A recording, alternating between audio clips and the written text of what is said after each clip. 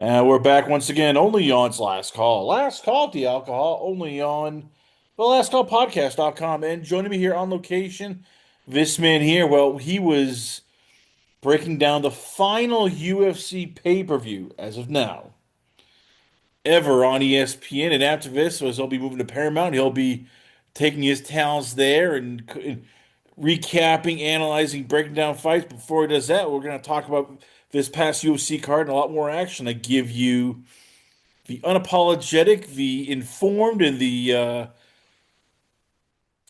unbiased MMA analyst from Europe. I give you its Eurosport UFC and MMA Oddsbreaker podcast host. I give you Marcel Dorff. So Marcel, let's start off here with we have a we have a new bantamweight champion. Neither you or I or a lot of people saw this coming. We thought it was going to be fait accompli. It was Petr Yan would lose to Merab. It was going to. This is how it happened the first time. So what the hell happened, and how did it? How did Petr Yan solve Merab? First of all, thanks for having me. Yeah, man. Um, first of all, I thought it was an amazing event. And the main event was fucking sick, you know. Peter Yan was just able to, I think he stopped 24 of the 26 takedowns of Marab. And I think he got more takedowns than Marab himself, actually.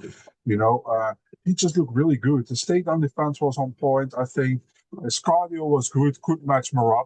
And he had the smart thing that he also went to the body of Marab. And I think that blew the wind somewhere out of Merab, that he wasn't as cardio fit as normally he was.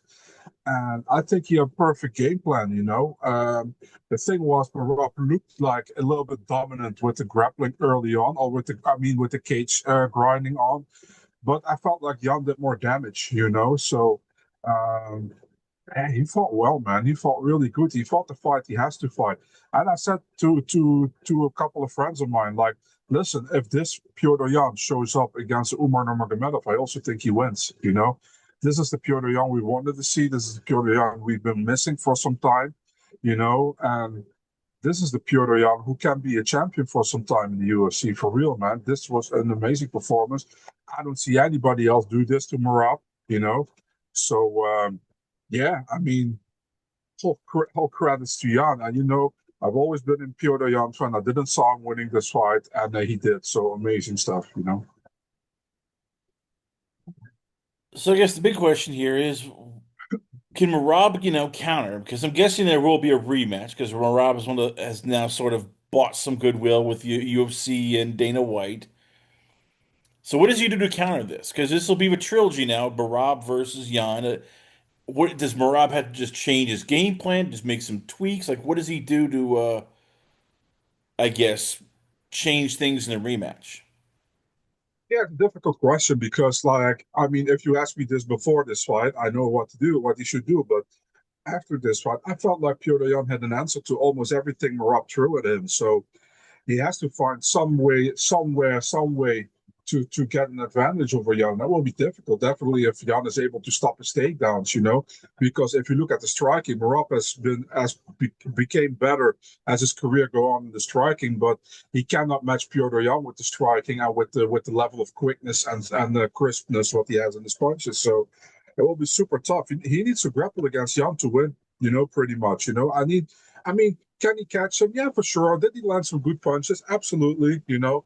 But overall, Young was better, you know, in the stand up, and even in the grappling, Young didn't do bad, you know. So yeah, it's difficult, man. It's really difficult. But I think it also kind of I feel like it's like how these guys feeling on the day of the fight, you know.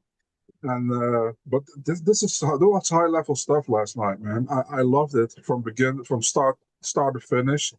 Uh, yeah, I mean, I tweeted it out. Give me 10 more times. Merab Dvalishvili against Petr Yan. Amazing fight. Did Merab basically? And I hate to give you excuses because Pierre Yan fought a brilliant fight. Mm-hmm. Um, did he overwork himself though? I mean, we talked about Alex Pereira fighting almost every other couple months, and Merab was close by. I mean, we look at his, schedule, and it was literally, almost every fight we were looking at, all right, well, he's fighting every 3 or 4 months. He's taking on all comers. I mean, I get we don't want to, say, hey, these guys should be like 1 or 2 year, fights per year, but if you were Merab's camp, should you have told him, hey, look, maybe we should pull back a bit. You don't have to fight every time the UFC goes, hey, we need a challenger. Should he have fought less to maybe not, basically not been so goddamn worn out? I mean, they have Alex Pereira back now, so they can go back to Alex Pereira if they want that next time. But I mean, yeah, there's a possibility that he wore himself out a little bit this year. At the same time, if he wins this fight, nobody will have anything to say and will get all the praise. So, it was a possibility that happens, And at the same time, Merab never looked tired in all of those fights. So, is that an indication? I don't know. He has to make 4 times the weight. Maybe that's a little bit too much. I have no idea about that. But only Merab can give you that answer. If he's honest, he's only the guy who can give you the answer. And but I don't see Merab as a guy who's gonna say like, yeah, I was overworked or whatever. He's not that kind of guy, I feel like. So yeah, we'll see in the future. We'll see. And but for now, great performance from Petr Yan. Where does this put Peter Yan in terms of his legacy? Because for a while we were like, okay, he won the vacant bantamweight champion and then lost it the next, basically lost to Aljamain Sterling. Won the interim again, lost to Aljamain Sterling. I mean, and we kept saying, man, he's a very good fighter. He just can't get over the hump. Is this for him like over the hump? Do we now look at Peter Yan differently because he beat Merab and we go, all right, he is actually now a legitimate, UFC star? So if you look at his losses, he has 4 losses in the UFC, right? The first one against Aljamain Sterling was a DQ in a fight that he was winning. So you don't really count that as a loss. Listen, that's just my personal opinion, right? Then he looks at his second loss. It was against Aljamain Sterling. It was a split decision. I scored that fight a draw. You know, you got Sean O'Malley, bullshit decision. Now we got Merab. That is his only real legit loss in the UFC, in my opinion. From all those 4 losses he lost, the Merab fight, the first one, he clearly lost that fight. After that, the UFC gave him Song Yadong, Davis, and Figueiredo. He won those fights pretty clear. Only to Song Yadong, he lost the first one. I remember what 2 and 3 were pretty clear for him. And then he fought Marcus McGee. In a fight, he had everything to lose. And I never understood that matchmaking. He won that fight. And then he got Merab because the UFC pretty much needed the title fight above the flyweight title fight.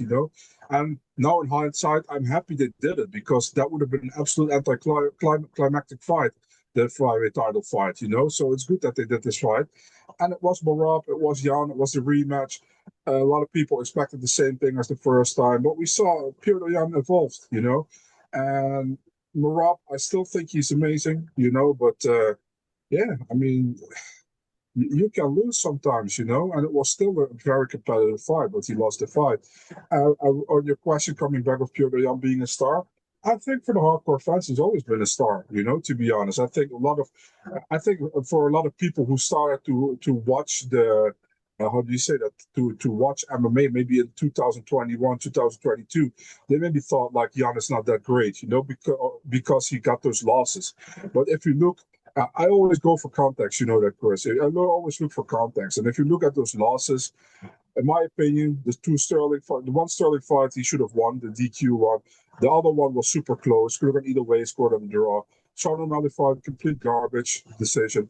And the Merab Dvalishvili fight, he clearly lost. So, in my opinion, he didn't lose really any stock, but I understand for a lot of people who were following the sport, they were like, we won't see Jan back probably in title contention anytime, any soon, And also because we got so many new contenders, and Umar Nurmagomedov, Corey Sandhagen fought for a title. The UFC was keep trying to get Sean O'Malley's title back.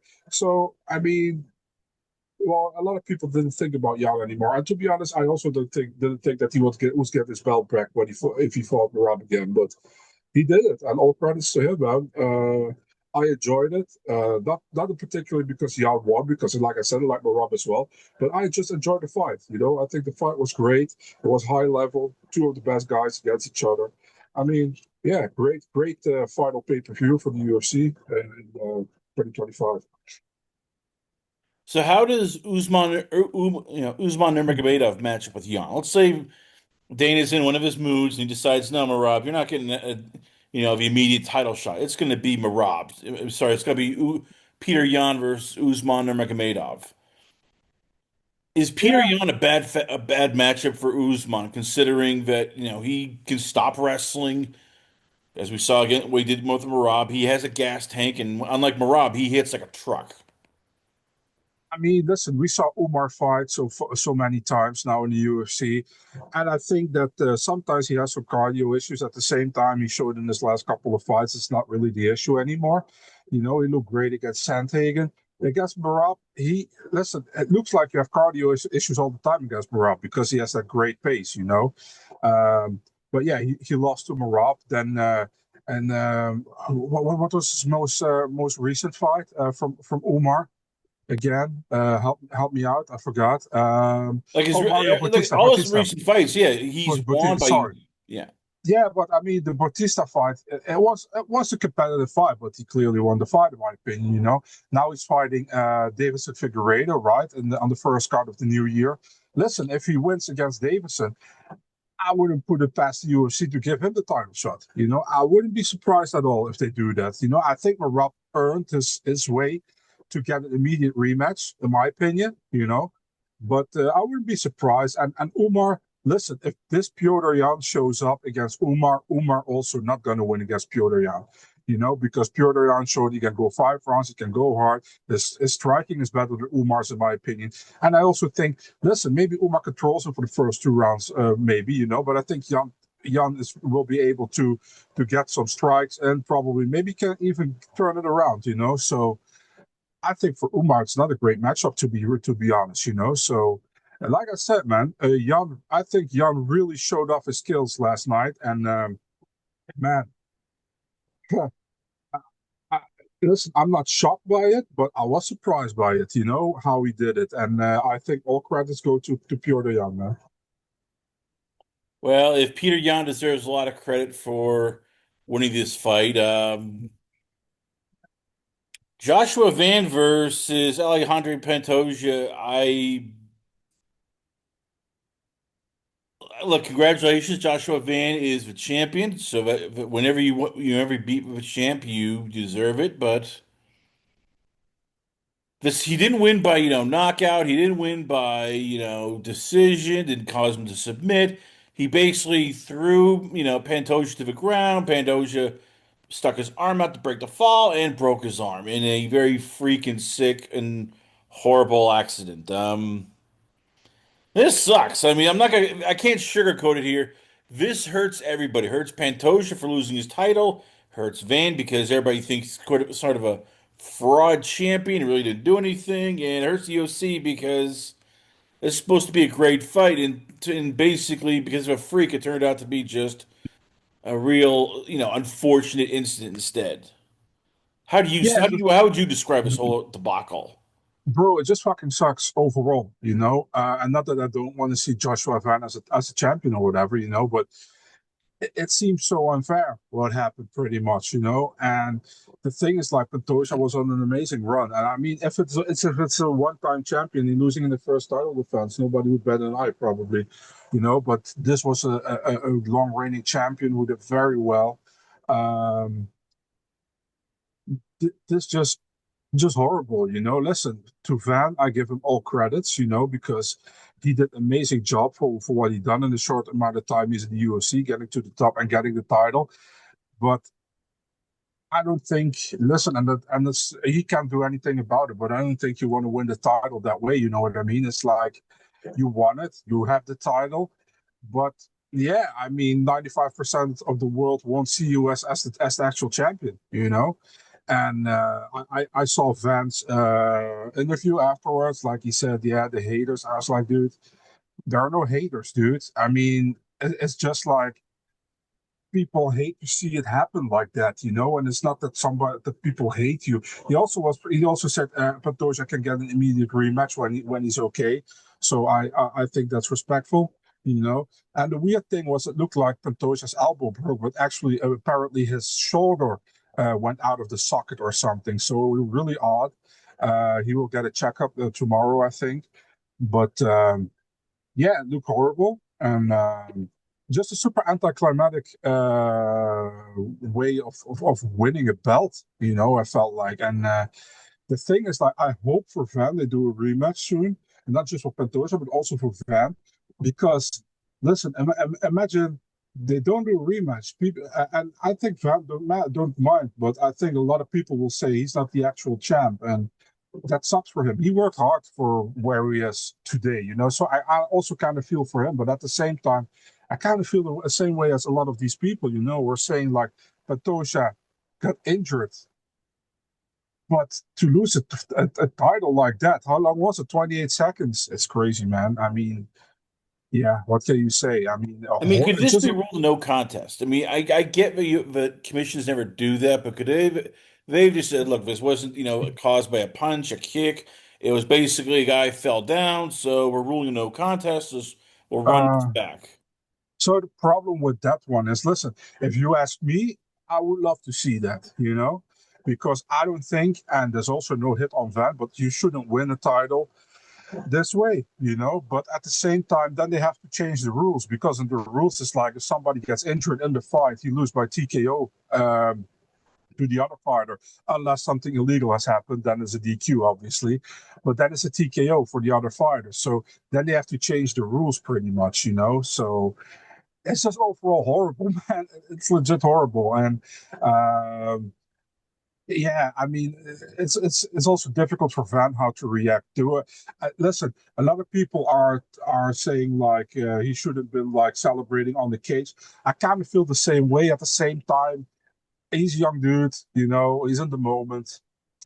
I don't want to take too much. I don't want to talk too much shit about that. I personally wouldn't have done it, but yeah, I understand he's probably yeah, however you're gonna call it, he's the champion, you know what I mean? But it's like with a big asterisk behind it. So let's hope we can run that one back as soon as possible. And let's hope the UFC actually runs that one back as soon as possible. You never know with the UFC. Like this reminds me when, and two of the, I guess, instances I could think of where I saw something this weird when, oh God, first when Pitbull took on, I believe it was Benson Henderson, and he threw a Yeah, kick and basically tore his ACL. Benson yeah. didn't do anything, but he still got to win. It was like, wait a minute here, but you basically didn't, he could have thrown a kick at air, which he almost basically did, and yes, he injured his knee. And we all remember, with Tom Aspinall versus Curtis Blades, where Aspinall's throwing a kick and he also tears, injures his knee or Achilles, I believe. It's like stuff like that where the opponent's not even doing anything. He's just there. There should be like rules where, yes, a TKO due injury if the opponent is actually in the process of doing some kind of offense or defense, not just standing there and the other guy just basically slips on a banana peel. Listen, man, I'm with you, but you have to change the rules. That's the thing. You have to change the rules if you want to do that. But I'm with you, you know. Yeah, I don't think you should win the way that way. But at the same time, it also sucks because they win. These guys win, and then everybody's talking crap pretty much because the way they win. You know what I mean? So yeah, it's just overall there are no winners here. Yeah, I know Joshua Van is a champion, but it feels like there are no winners here. You know what I mean? Yeah, like does this help? And I was thinking about this. This does nothing but hurt Joshua Van. If he had Mhm. lost, okay, well, hey, he's young, he'll bounce back. If he won by, by even split decision at worst, it'd be, hey, kids arrived. This is just like, oh, it's almost like he stole candy from a baby. He didn't, but that's what everybody thinks basically. It's like, oh, well, you basically stole candy from a baby by taking a title off a guy because he fell and broke his arm. Any of us could do that. We could have been in the cage and he could have fallen. Well, hey, Marcel Dorff could have been UFC bantamweight champion. Didn't do anything. Just Alexander Pantoja just broke his arm by falling. Like, is maybe I'm wrong, but it just seems like Joshua Van is almost devalued because he won the title. Yeah, I feel yeah, pretty much. That's how it is. And that's why I also said like a lot of people were like, "Oh, Van is now the champion." I was like, yeah, maybe if he just would have lost, would have maybe been better for him. As crazy as it sounds. But yeah, now he's pretty much a champion and having a belt by yeah, by what? But because the champ got injured. It's all that's what I said. There's no upside in that one. And I think Van will probably see it in a different way. That's okay. But yeah, it sucks that it goes that way. You know what I mean?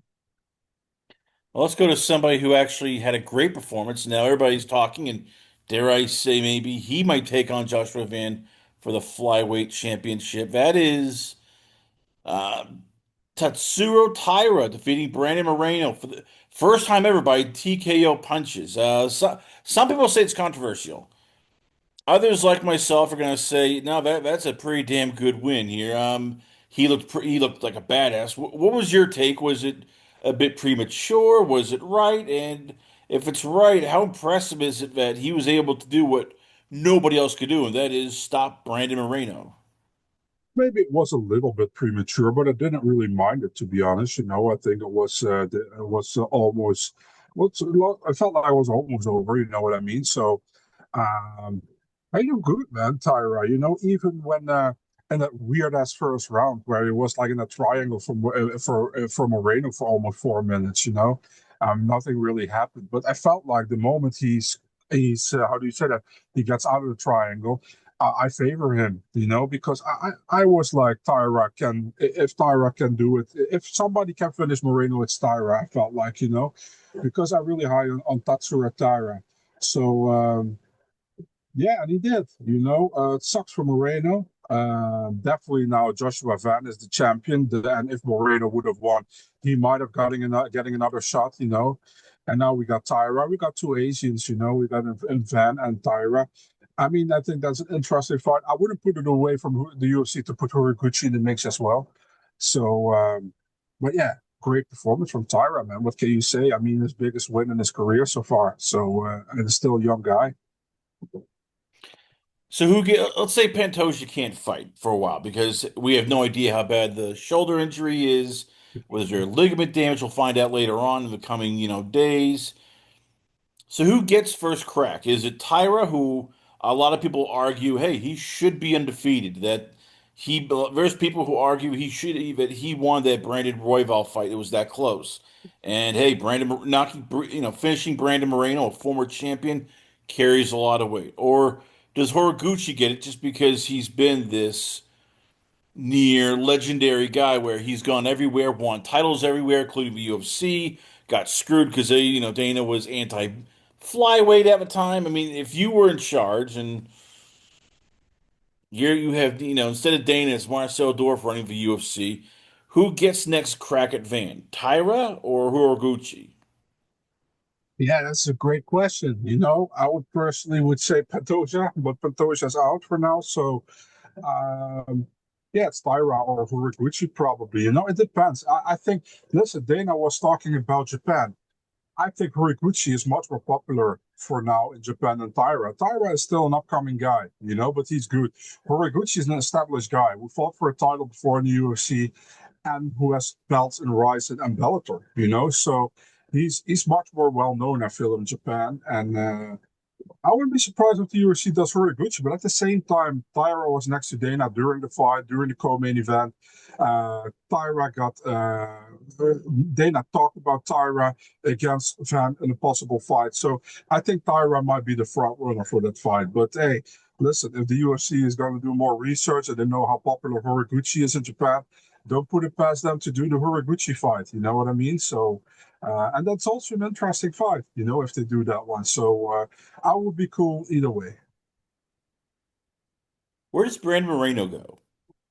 And he's talked in the past how he nearly retired till he had basically had, an epiphany, and he goes on to win the flyweight championship.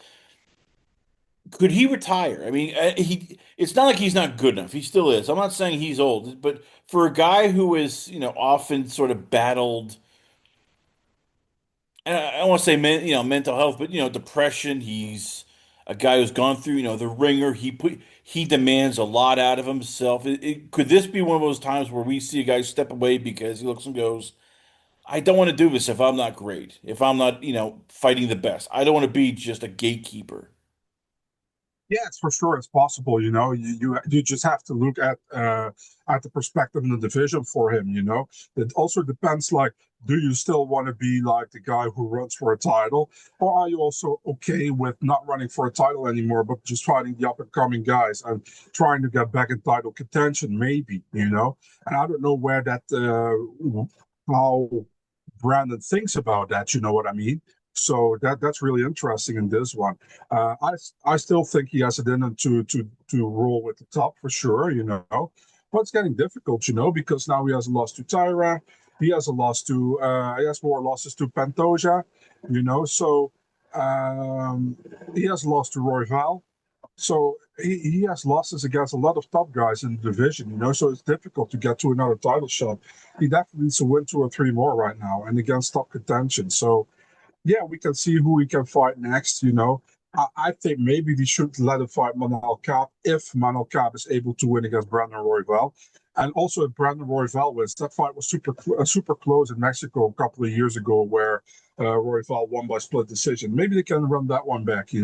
So it depends on what Moreno wants. Does he want to stick around? Maybe want to try 135. You never know. I don't think that would be a good idea, but you never know. So yeah, we'll see, man. Like he talked, it was to David Martin, your guy there, who said, "I was this close to retirement, Yeah. and now due to responsibilities, stress, um, he was, and look, this sport takes a lot out of people. This is not Definitely. golf, basketball, even soccer, baseball. This, you do not play MMA. You are fighting. So, again, for a guy like this, who 31 years old, you have to think after a while it gets tiring cutting down all the way to 125. He has three daughters. He has a wife. He's probably made some decent money here. Yeah. How is it to keep fighting sometimes when it's like, God damn it. I just, this is no longer fun. I do not love this. This is literally sapping the life out of me at times. Yeah, and that's the thing that he has to consider. You know what I mean? That's exactly what you're saying here. Does he still want to go through that, or is he satisfied with what he's done? Maybe he probably is financially stable as well. So are you happy with what you've done? And if you're happy with what you've done, he's also has a desk job, right, with the Mexican broadcasts here and there. So maybe that's also something he wants to do more and less fighting. I don't know.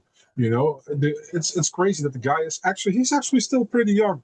I know he's in his 30s, but he's not in his old 30s. You know what I mean? So I still think he can compete with the best guys in the world, but at the same time, maybe maybe he doesn't feel the way anymore that he did like 3, 4 years ago. And that's the thing he has to think about probably. And we'll see. We'll see. I still think he will do pretty well against a lot of guys in the division. Well, one guy who has retired. Yeah, That's right. Peyton Talbot defeated Henry Cejudo. Usually we talk about the champ first, but or the victor first, but we're going to talk about the guy who's retiring first. Cejudo, was a ball of fire. Then he retired. Then he came back, and now he's retiring again. What is his legacy? I mean, because on one hand, he is, you could argue, one of the greatest athletes to ever enter MMA and succeed. He was a Olympic gold medalist in wrestling from the 2008 Beijing Games. yeah, He started off here on a ball of fire in the UFC. I mean, he was a guy that we looked and went, oh, wait a minute, he might be the greatest of all time. Hey, he might never lose. Hey, this guy, might, and then he ran into Mighty Mouse, and the first time, well, it didn't go so well. But you look, and it's sort of, he then came back, beat Sergio Pettis, beat Mighty Mouse for the championship, beat TJ Dillashaw. What do we focus on? The big wins, or do we focus on the fact when he came out of retirement, it was sort of a mistake? I like to think that we have to remember the big wins and being a former two division champion, being an Olympian, who got the gold medal in judo. I think we should remember him like that. You got to give Henry all the credits. And he actually he says this himself a little bit too many times, but he's pretty much saved the flyweight division in the UFC. Although I still think that DJ won the second fight, but hey, whatever. If DJ won the second fight, it probably would have folded the flyweight division. But yeah, I mean, dude was amazing. He will definitely be in the UFC Hall of Fame. But I also agree with you. He probably shouldn't have come back. But the thing is, like, I think he retired too early. And I think Dana said it yesterday as well, that he hated that he retired when he was in his prime, and I think he did. Um, and he came back, and he was in a close fight with Aljo. Don't get me wrong, when he came back, so he almost got the title again. But after that, it really pretty went downhill for him. And yeah, I mean, we saw against Talbot, he barely had any chance against him. Talbot light him up like a Christmas tree. I mean, in 3 weeks is Christmas, so it was close around. But yeah, I mean, Cejudo, listen, Cejudo 3, 4 years ago, 5 years ago, beats Peyton Talbot, and now almost didn't stand a chance, in my opinion. He went out on the shield, as they say, but yeah, it's over, and he knew it was over. I always tell people, like, don't bet or don't pick somebody who says before the fight that he's going to retire, because, like, 99 out of 100 times, the guy who says that loses, unless your name is Robbie Lawler or Chris Lionel. Yeah, I was gonna say they called their shots. Like even then today, you still remember. Oh yeah, Chris Lytle, basically announced his retirement the day of the fight, and then wins the fight. I mean, how the hell? Most people don't do that. Same with Robbie Lawler. But then again, Robbie Lawler did a lot of stuff. We still look at it and go, how the hell is that guy still alive? How did you survive? You probably are part cyborg, but we can't dissect you yet because I'm afraid to. But getting back to Cejudo, we talked with Moreno of the same thing where it gets to a point. A, you've done everything you've wanted to do. B, the sport takes a lot out of you. The weight cutting, the pain, wanting to start a family because you can't. And should if you could have turned the clock back, what would you have told Cejudo if he said that? Like, what are your argument been to him to say, hey, look, don't retire right now. You still have a couple more years left. Like, how do you make that argument sometimes when you hear with some guys like, look, I'm burnt out. I can't do this. Is there anything the UFC can do, or is this just one of those things where this sport will literally just speed, your retirement up? It depends. It depends purely on the fighter. If they don't feel that fire anymore, it's probably the right way to retire. At the same time, the fire can be it can be come back with two things. A, you find that hunger back, or B, money. I mean, a lot of these guys obviously are also money driven. Because it's still prize fighting. At the end of the day, and they want to have good. Listen, you can get almost everybody out of retirement if you pay them the right amount of money. But um, yeah, I feel like if you don't feel to fight anymore and you're like financially stable, and I'm sure Cejudo is, why would you keep doing it? It's just for the love of the game, pretty much. Meanwhile, Peyton Talbot, you want to give him credit because, as you said, he did beat Henry Cejudo. That itself is impressive. But again, how tough is it when, and it's nothing against him. It's just, as you said, when a guy is announcing his retirement before the fight or even leading up to the fight, you wonder, is he really there or is he a dead man walking and we don't know it yet? So, how much do we take out of this fight if you're Peyton Talbot? Is he that good or is this one of those fights where, okay, you beat somebody who basically had one foot out the door? Can you repeat that last part? I couldn't hear it for Yeah, I some mean, reason. how do we grade Peyton Talbot's win? Is it impressive, or is it, well, yes, you beat a guy who really didn't want to be there and was looking at retirement as soon as the fight was over?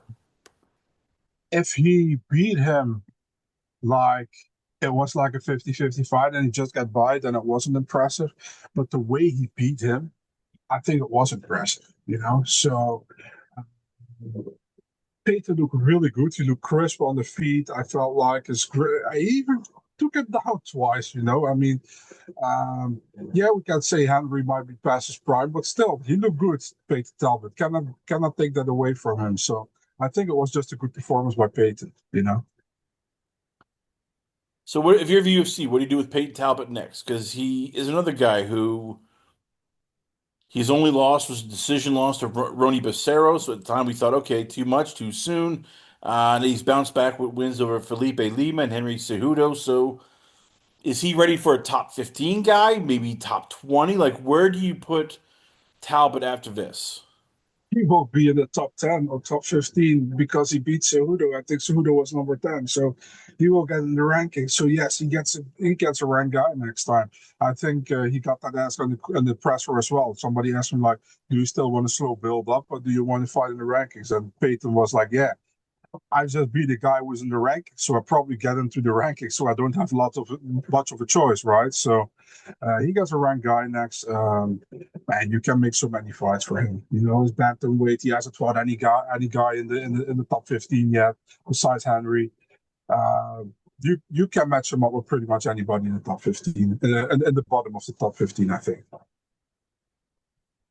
Well, but let's talk about one fight which there was a draw. We still loved it. Yeah, And yeah, even the people who didn't like the draw said, okay, there was a fitting fight. Jan Blachowicz went the distance for again, and we thought, okay, well, this fight would deliver no matter what, and yes, it did deliver as Jan Blachowicz and Bogdan Guskov blasted each other, knocked each other down. There was some submission attempts, and after 3 rounds, it was still a draw. So how did you score this fight? Did Guskov win it? Did Blachowicz win it, or was it a draw in your mind? so first round, it was a close round. I gave that one to Blachowicz 10-9. You know, the second round was a very clear round for Guskov. It was like 10-9, borderline 10-8, you know. And I think the third round was for Blachowicz again. So I gave 1 and 3 to Blachowicz. Number two, I gave to Guskov. But at the same time, listen, there were two judges who had a 10-8, 10-8 scorecard. I think it was a possibility. I don't think it's wrong. I personally went just with a big 10-9. So I have Blachowicz winning after 3 rounds, but I have no problem with the draw because I think you can give Kuskov a 10-8 for that second round because he almost took Jan out of the fight. So I have no problem with that one at all. So, like I said, it would have either been Jan 29-28 or 28-28 draw. I'm cool with either one. So either way. So yeah, it's okay for me that they gave it a draw. I have no problem with it. So what does it say about Jan? Is this a guy who we start looking at going, he's not washed up, but this isn't good? Because at one point he was a champion. This is a guy we thought, okay, he'll have a nice lengthy reign. He is a guy who's dangerous on his feet, and now you look at his record the last couple of fights, and it almost looks like everything's taken its toll. This is his last. You could argue his last 5 fights. He's 1, 2, and 2, and I get it. Draws against Magomed Ankalaev and Bogdan Guskov aren't bad, but at the same time, the one win he has ever since 2021 is against Alexander Rakic, and that was due to a knee injury. So is Jan Blachowicz a guy we could see retire if he loses his next fight? Jan is just a crazy ass Polish guy, you know. He keeps fighting. He keeps fighting till he cannot fight anymore. I think. Do this. Do this such a tough guy, you know, and yeah, he's like, how do you say that? He's kind of a rare guy where um, You don't see a lot of dudes past their 40s at the top of the division and still doing well, and he's one of those guys who can do that. So he's almost like a freak athlete, I would say, and dude, that's hard. I mean, after that second round, nobody gave a crap anymore for his comeback, and he came back in the third. Dude is just all around loved because of his style, the way he fights, and his toughness, his grit, and um, yeah, I mean, as long as he can bring that to the table, he will do still pretty well in the division, I think. Is that good for him though? Because again, sometimes as we've seen with a lot of these guys, Chuck Liddell is the most famous example. Sometimes you're too tough for your own good. Donald Cerrone, another guy, too tough for his own good. And we Mm. keep saying, well, UFC has to do something. UFC has to do something. And look, I know the last guy we talked about, we said, oh, maybe we should have talked him out. Cejudo was retired when he was on his prime. This guy, you look and it's like, yeah, he's one crazy Polish bastard. He's also a Polish bastard who takes a lot of damage. So Yeah. when does somebody, either his family or the UFC, sit down and go, look, this ain't gonna end well.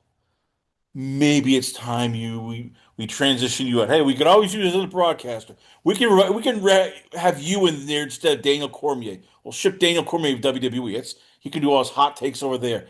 Blachowicz, the crazy pole, the broadcast booth. That sounds pretty good rather than Blachowicz in the ring. Just taking damage from guys like Bogdan, who let's face it, 2 or 3 years ago, he probably beats him handily. Yeah, I mean, true. But I mean, as long as he's entertaining and he fights well, they will keep giving him fights, and he wants to keep fighting. I understand what you mean, but and I mean, how can you not love what he does, And I agree with all what you said, but I think he will keep on going fighting until he can't anymore. That's what I think. So where does Bogdan Guskov go? Because on one hand, as you said, after the first 2 rounds, we're like, hey, this guy might be the next. He might finish him. And then the third round, it went just a bit pear-shaped as Yan came back and, as you said, mounted a comeback. So do they do a rematch of this? Do they move Bogdan on to something bigger? Like after this fight, did you come away more impressed with Bogdan, or is he still the same guy that you saw in the ring before this fight?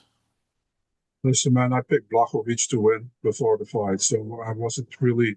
Listen, I thought Bogdan is decent, but I never thought that he was a top level or whatever. So he didn't lose any stock for me. Also, didn't went up any stock. It's pretty much the same thing I thought about him. I was like, he can make it competitive with Jan. He will be able maybe to finish him. But there's also a big possibility Jan survives and he can win that fight by decision, maybe. And it pretty much went the way I actually expected it to go, and that doesn't happen that often. So yeah, I think you can do a rematch. Why not? Listen, man, a draw sucks on so many sides, because you don't get any closure in the fight. Plus, nobody gets a fucking win bonus. So, yeah, maybe a rematch. I would be good with a rematch. No problem. Let's do it. Well, one guy who definitely improved his stock, that was Manuel Torres. Grant Dawson didn't see it coming. Just a straight right hand knocks out, drops Dawson. TKO, ground and pound later, and then for the first time ever, somebody has stopped Grant Dawson. So first, did you see this coming? I mean, did we ever think that Manuel Torres was that good, or is this one of those things even you're going, holy crap? Did not see that So, coming on my bingo card. so I picked Dawson by decision because I thought that he was going to fight smart and not really entertaining. And that's pretty much what he tried. He tried to get him down, but his entries weren't good, what he put. And you saw that Torres was really like, how do you say that? Really patient and waiting for the right moment. And when he had him, it was over. And yeah, that's the thing with Torres. You cannot make these mistakes because he got that one punch knockout power to put you away, and he did very well there. Yeah, it sucks for Dawson. At the same time, I feel like Torres did what he had to do. Will surpass Dawson in the rankings. Now maybe Dawson gets out of the rankings. We'll see.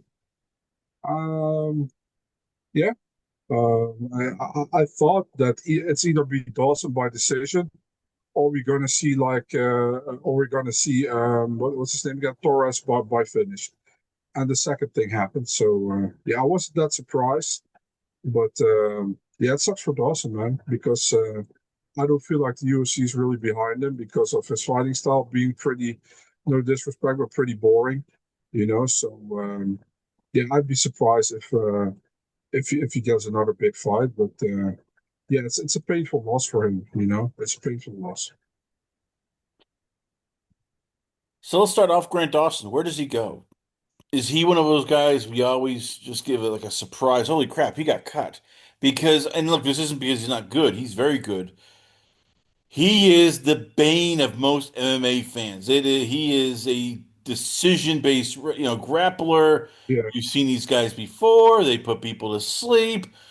And like John Madsen, like before him, like even, you hopefully he's recovering. I wish him well. Ben Askren. If you, decision guys don't do well in the UFC. Mhm. If you get on the wrath of Dana, it's like, oh God, just need you to lose, need you to lose. And sometimes even if you win, like we saw with that poor heavyweight, he'll cut you. So could Grant Dawson get cut? Because this be the excuse the UFC go, yep, Grant Dawson, you're fired. Bro, I hope not. But man, the UFC has done crazier things, right? So I mean, would you be surprised, Chris? Would you be surprised? No, I wouldn't. Trust me. I keep thinking about a heavyweight, but he ripped to shreds. And then what happened? Oh yeah, he got cut. Yeah, yeah. No, I wouldn't be surprised, but I hope not. I think that would be horrible. Meanwhile, for Torres, where does he go? Because on you look and it's like before this fight, it was like okay, well he's pretty good, but he gets caught. This fight, all of a sudden, people are pants off, dance off it. They're getting excited. El Loco was just in a fun fight. Do they move him up? I mean, he's beaten Drew Dober, he's beaten Chris Duncan, he's beaten Grant Dawson.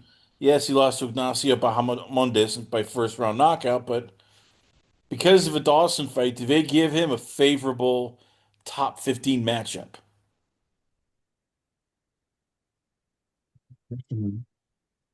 What would you do? I'd still give him probably a top 15, top 20 guy. If you know of UFC and they love guys who give knockouts, they're probably gonna give him a top 10 fight, aren't they? Yeah, yeah, yeah. I would think so. So, Yeah. so who at 155 do you put him up against? Because I'm guessing you have some people like, ooh, this make a good fight. So that's a, that's actually a tough question. I haven't think about it. Who could I put him up against with 155? I mean, yeah, sick division, of course, always been. Um, the thing is like, what about Moicano? Possibly. Look, to be determined. I'm thinking even bigger. Like if you're a UFC and you want to really push the guy, hey, Beneil Dariush, come on down. Michael Chandler, come on down.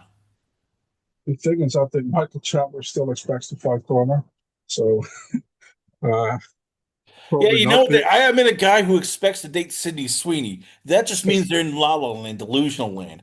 Reality is you ain't getting it. So if you're a UFC, at what point do you go, look, it's either Torres or retirement, Chandler, pick one. Man, it's Sydney Sweeney's loss, not yours. um, yeah, I mean, Beneil is good for me, but Beneil, but I don't know if he returns soon. You know, um, Beneil makes sense.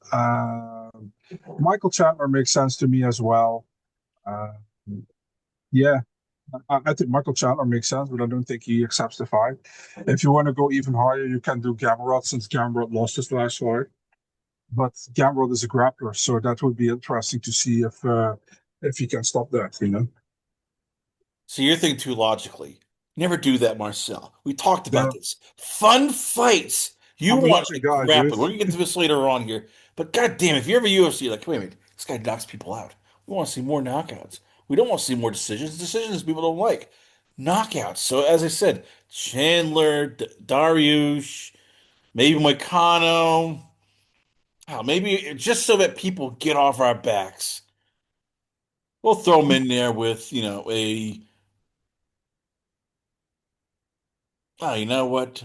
We'll throw him in there with Charles Oliveira. Somebody where it's like, okay, he's either get knocked out or submitted quickly. But God damn it, we want to see fun fights here, Marcel.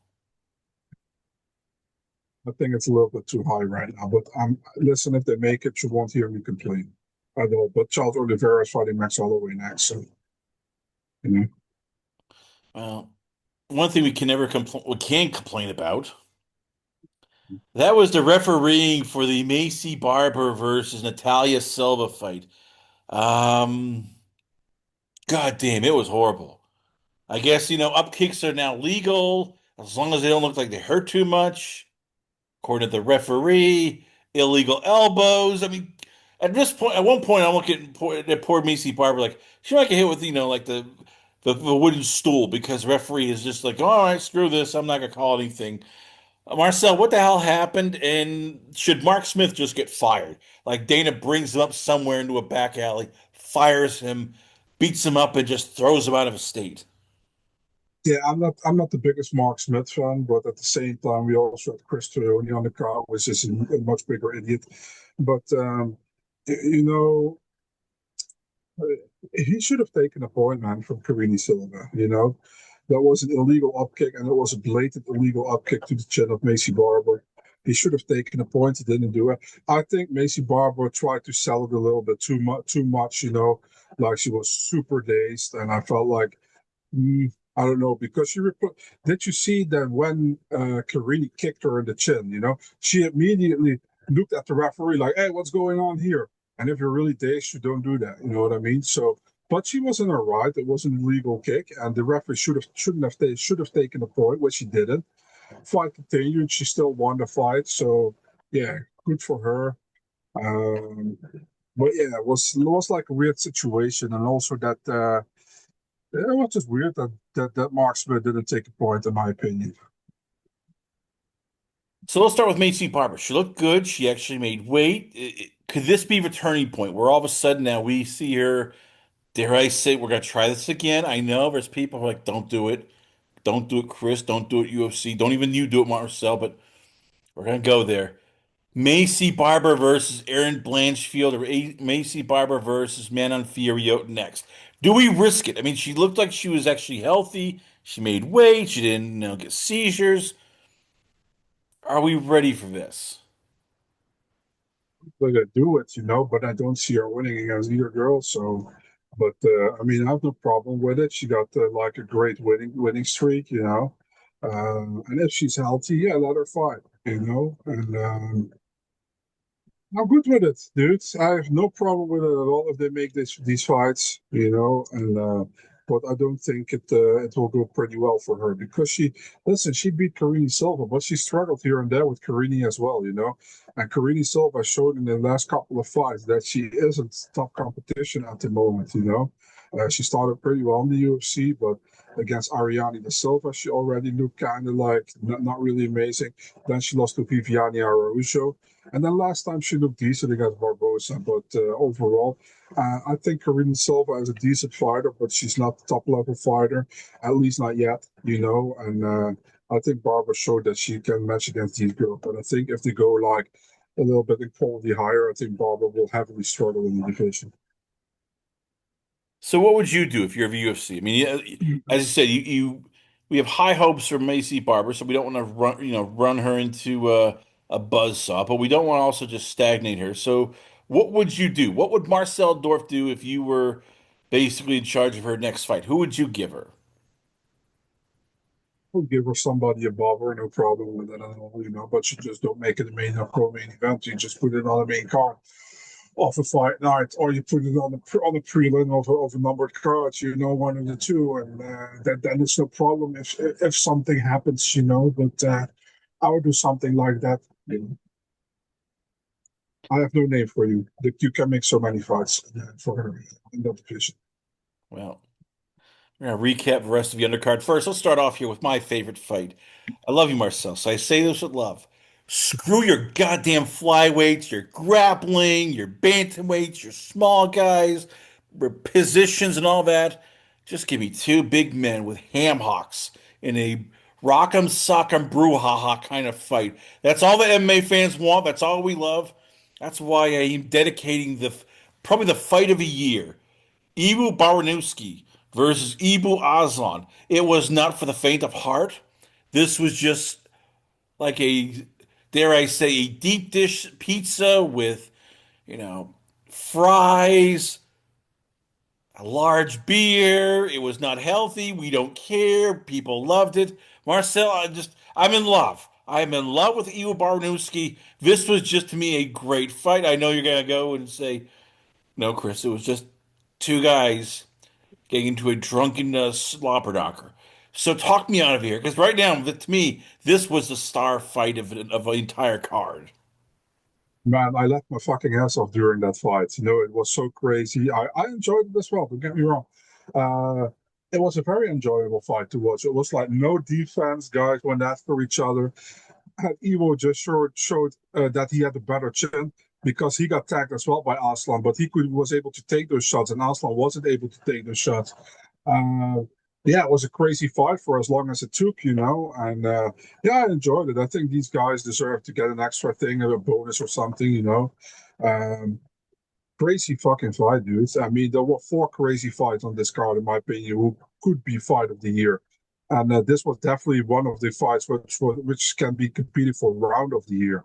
Uh, Nuts, absolute nuts fight. So I'll start with Ibu Baranowski. Where does he go Yeah. from here? I mean, because the UFC, they're always looking for the next big European breakout star. So is this the guy? Is this the guy that you're looking at going, all right, we might have something here. Yes, we know his gas tank is limited, probably.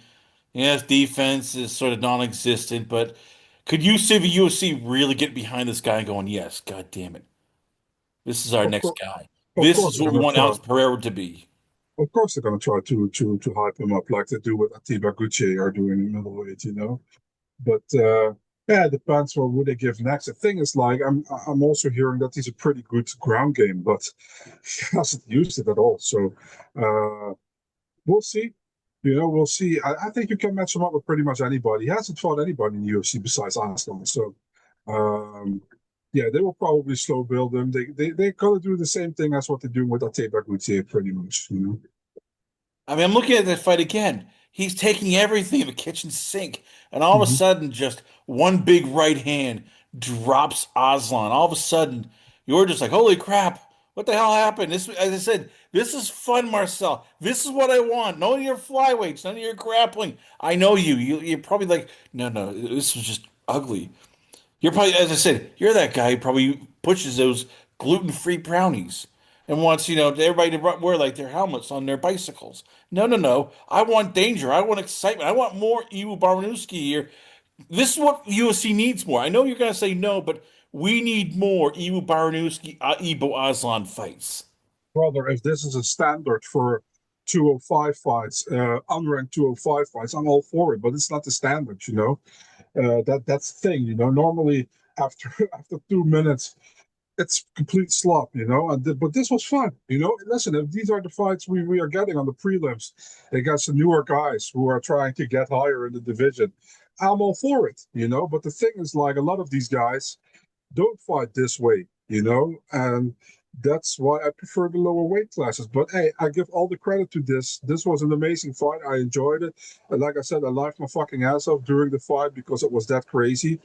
And yeah, I like you. I enjoyed it. But I'm always critical, dude. One good and fun fight doesn't make the division a lot better. You know? Again, the anti-fun place, Marcel Dorff. Just when you thought he was going to be perfect, no, he rears that ugly head. Like, oh yeah, it can't be all like that. I don't know. We gotta have a talk one of these days. Anyway, another fight that was very action-packed and fun. And this one we basically expected. Chris Duncan versus Terrence McKinney.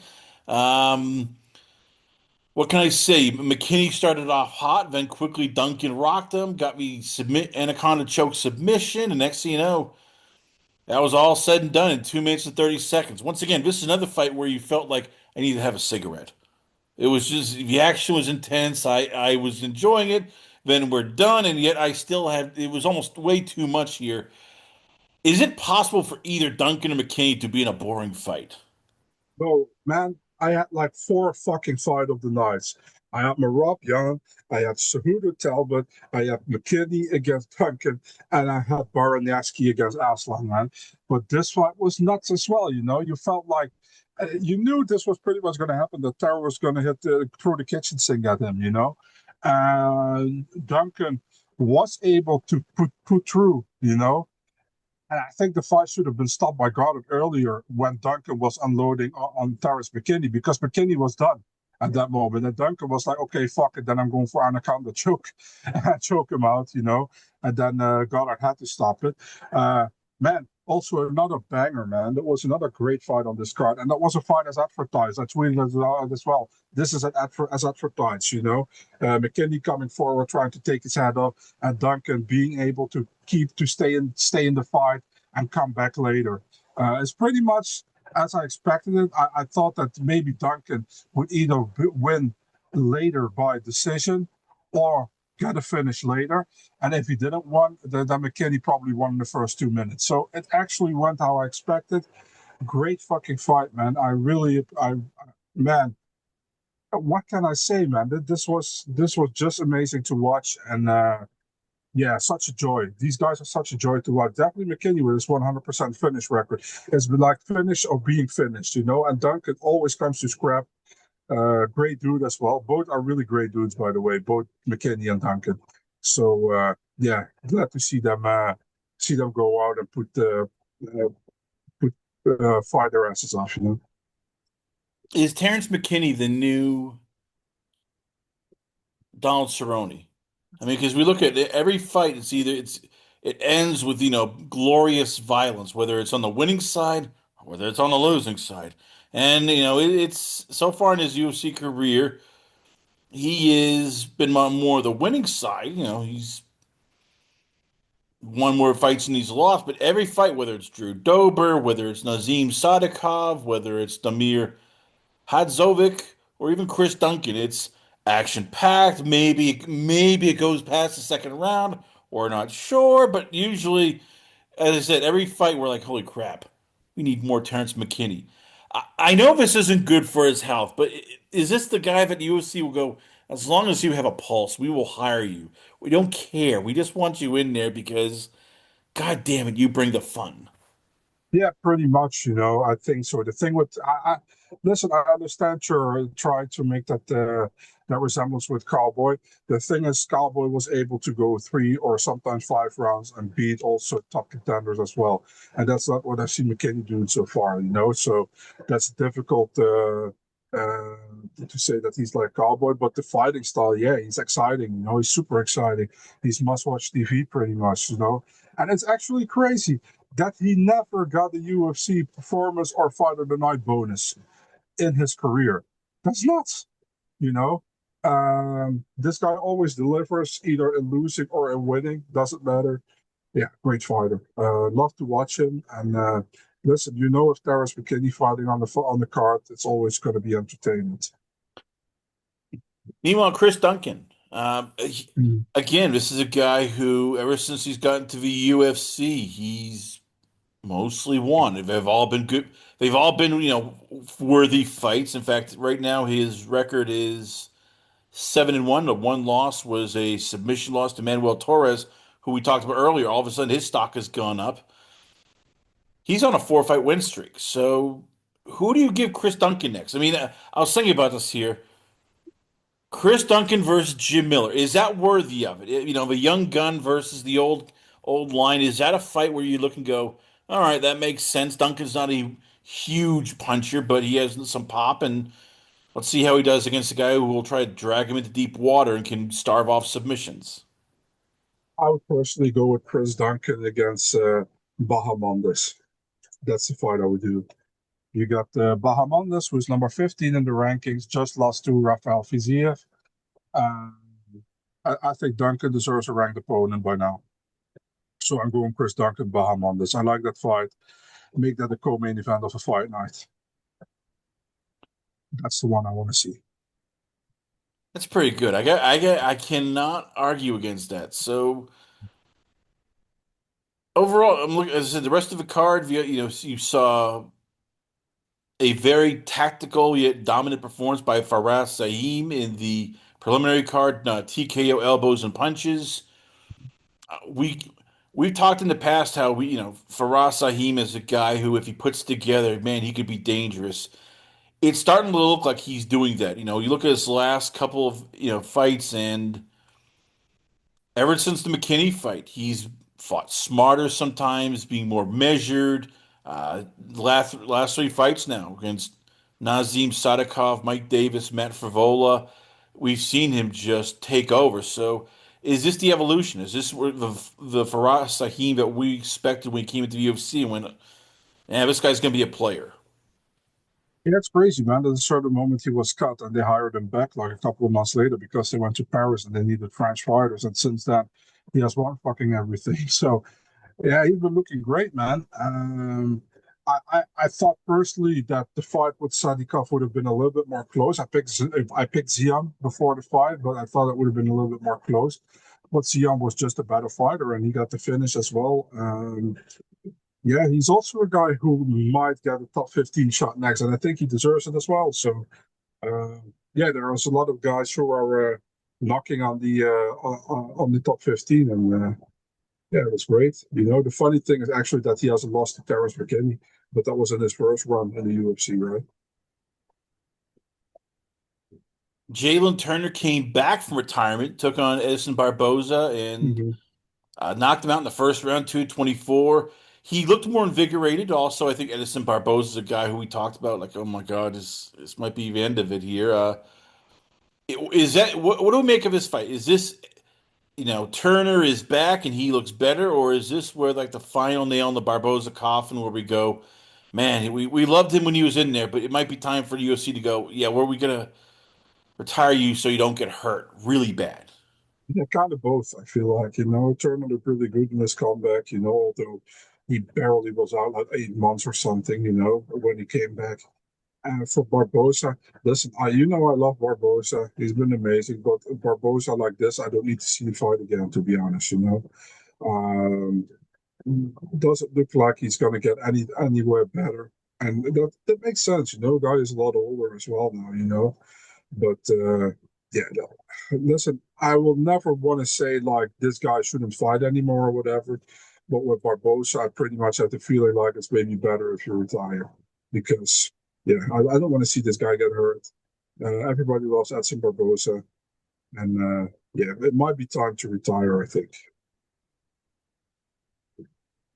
One of these, besides, of course, Iwu versus Ibu, one of the big Mhm. stars of the preliminary card was Mansour Abdul Malik defeating Antonio Trocoli and by guillotine choke. 1 minute 9 seconds in the first round. It's still early. We still want to see more from Mansour, but so far, if the results are, this guy looks like the real deal. Is it time for him to get a step up? Like Trocoli was what he was, so is it time now we start looking at Abdul Malik and go, okay, let's give you Bruno Ferreira next. Let's give you somebody who's not going to just be overwhelmed within the first couple minutes. Yeah, that's difficult as well, because I'm not really high on Trocoli, to be really honest. And yeah, I think the odds were also like minus 1,200 for Mansour, so a lot of people expected this thing to happen. So cannot really say anything about it, man. To be really honest, I wasn't really impressed at all by Trocoli, what I've seen so far. And yeah, I mean, I expected Mansour to win here, so I cannot take too many things from this fight, to be honest. In a catchweight, Bruno Ferreira defeats Marvin Vittori in by unanimous decision, and man, the Vittori fall at one point, as we said before, the card. we thought this guy at one point was going to be, hey, a top 15 guy. He had, had a nice, undefeated streak for a while. He'll, beat Victor Miranda, Cesar Ferreira, Carl Roberson, Kevin Holland. Took on Israel Adesanya again, the second time around for the title. And since then, it's been now beating Paulo Costa, losing to Robert Whittaker, Jared Cannonier, Roman Dolidze, Brendan Allen, and now Bruno Ferreira. This ain't good. And look, it's not like he's losing badly, but he hasn't evolved. He's still the same kind of plodding fighter who doesn't really make adjustments. Is this the last we see of Marvin Vettori?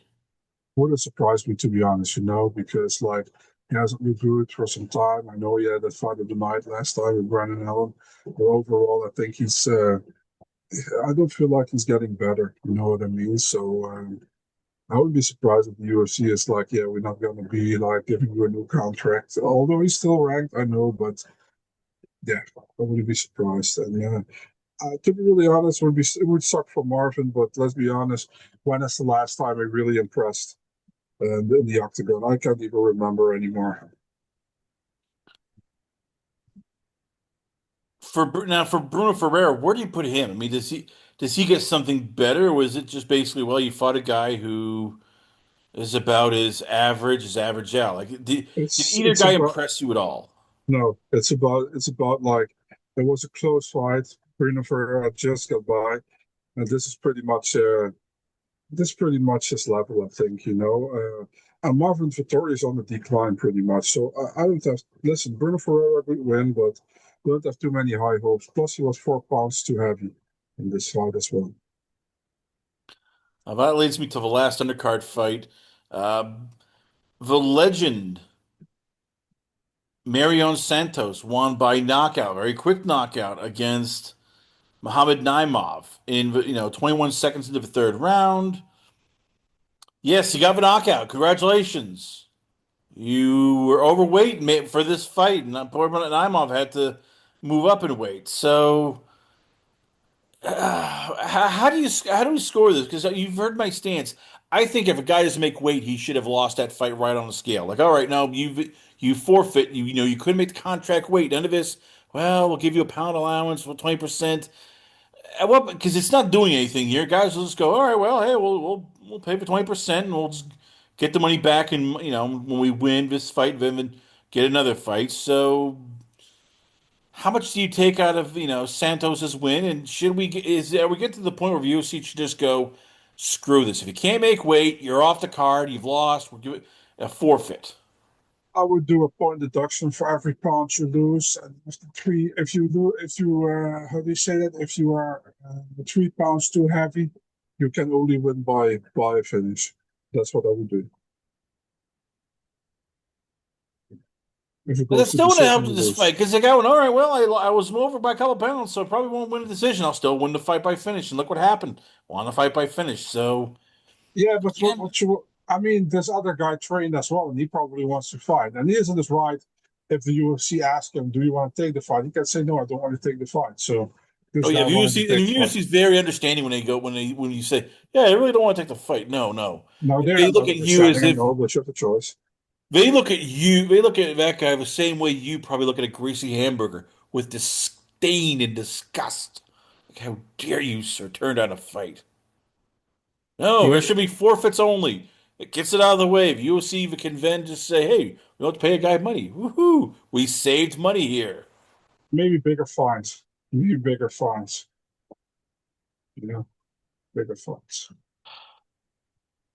Well, that wraps up UFC 323. That wraps up for us for the rest of the year covering fights. We'll still be doing interviews because, well, we love to have Marcel on. So this is now the end of the year, Marcel. The UFC is now gone from ESPN. It's now be going to Paramount.